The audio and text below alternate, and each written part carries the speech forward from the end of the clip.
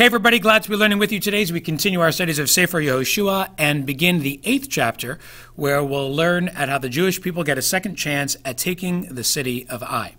So last we studied, the Jewish people had a miraculous victory over Jericho.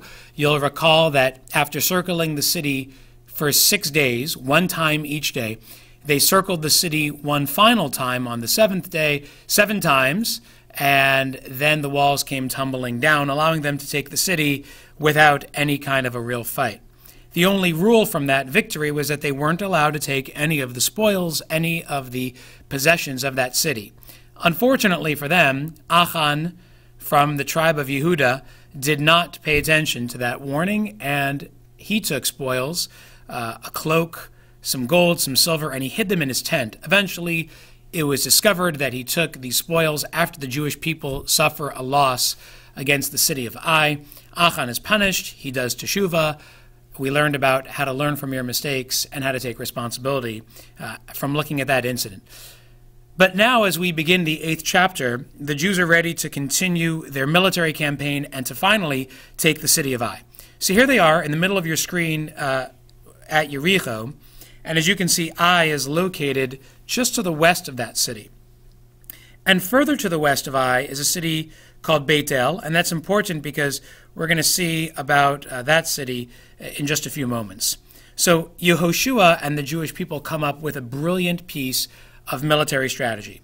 What they're going to do is hide a group of military officers to the west of Ai, in between the city of Beit El and Ai.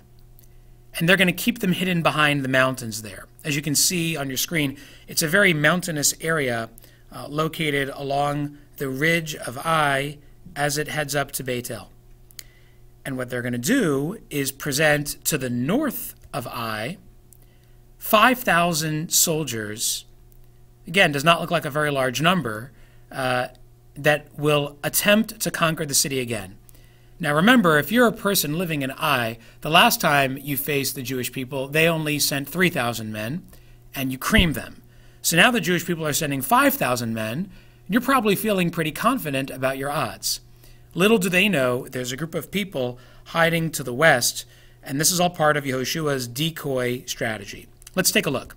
So what you have over here are the 5,000 men to the north of Ai, and then an additional 30,000 men to the west of Ai, in between Ai and Beit El. What will happen is that the people from Ai see these 5,000 men, and they're like, let's bring it on. We can do this. We beat them last time, and we'll beat them one other time.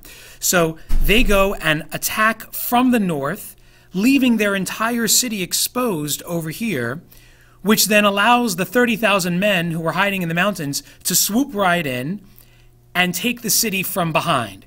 Now what you have is a very dangerous situation. You've got the people of Ai sandwiched between 30,000 troops in the city and 5,000 troops to the north of them who acted as a decoy this entire time.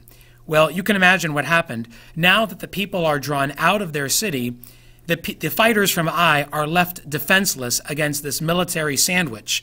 5,000 men to the north, 30,000 men to the south, and Yehoshua and the rest of the Jewish people managed to conquer the city, burn it to the ground, kill 12,000 men, including the king of Ai. This time around, they are allowed to take the spoils of Ai, unlike Jericho, where they were not.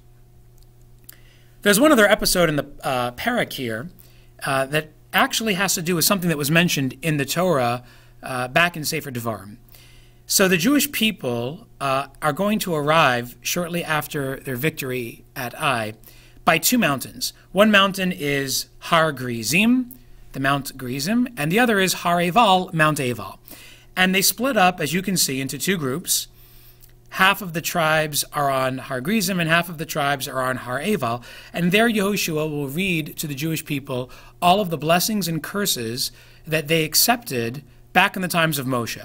Those who stood on Har Gerizim answered Amen after hearing the blessings, and those on Har Eval answered Amen after hearing the curses. And this was an opportunity for the Jewish people to rededicate themselves to doing the right thing, to accepting the Torah, and to following Hashem's laws and commandments to do the right thing and to avoid the wrong thing.